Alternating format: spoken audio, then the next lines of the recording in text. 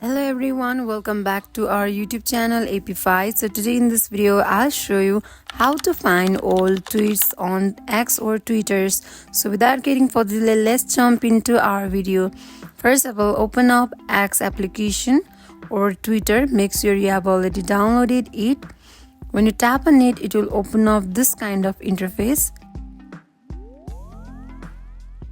So here you can see source icon on bottom. Tap on it.